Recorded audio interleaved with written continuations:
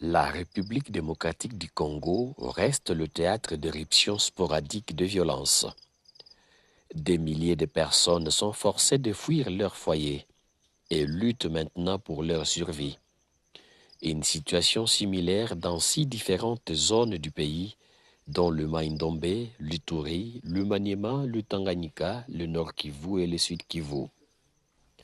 Près de 7 millions de personnes sont déplacées à l'intérieur de la RDC, ce qui place le pays au premier rang des pays avec la plus grande population de personnes déplacées internes au monde, selon les rapports du HCR. En janvier 2023, plus de 200 civils ont été tués dans la province d'Ituri lors d'une série d'attaques menées par des groupes armés non étatiques, qui ont également détruit 2000 maisons et fermé ou démoli 80 écoles. Près de 52 000 personnes ont été déplacées dans une province qui compte déjà 1,5 million de personnes déplacées.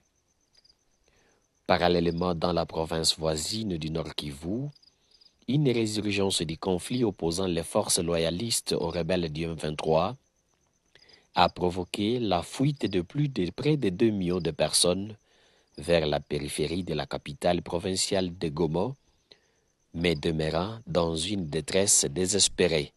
D'autre part, plus de 3000 personnes ont été tuées lors des violents conflits fonciers entre les communautés Teke et Yaka dans la province de Maïndombe, ce qui a également poussé au moins 50 000 personnes à fuir le Kwamut en quête de sécurité dans d'autres régions de la RDC.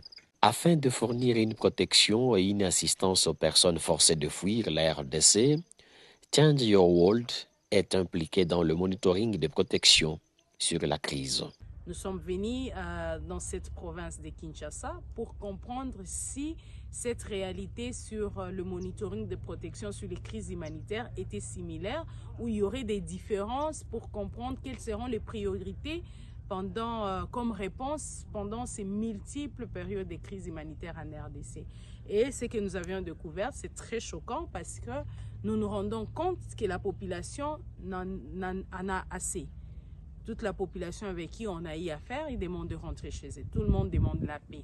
Mais cette paix ne part pas que des ONG, ne part pas que des institutions humanitaires ou quelques services étatiques qui se sont mis en place pour accompagner les acteurs humanitaires. Mais cette paix dépendra de nous tous. En raison d'un manque de financement, Change Your World n'est pas à mesure de répondre à l'ensemble des besoins humanitaires croissants des déplacés.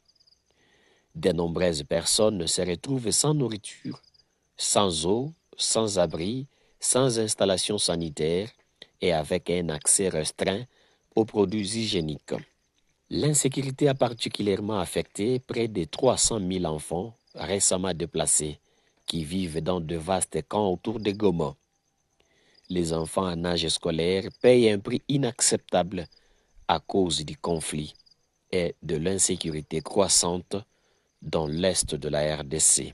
Change Your World s'est engagé à encadrer et réunifier les enfants séparés de leur famille et d'autres abandonnés à leur triste sort dans les rues de Goma. En ce qui concerne cette catégorie des filles qui n'ont ni accès à l'éducation, qui subissent l'injustice sociale et l'inégalité chaque jour de leur vie, j'aimerais bien me joindre à elles pour appeler à des engagements plus solides en termes des opportunités à l'éducation de qualité, mais aussi à des accompagnements plus durables. Notez, toutes les familles déplacées dans toutes les zones en conflit ne jurent que pour leur retour, vu les souffrances qu'elles traversent.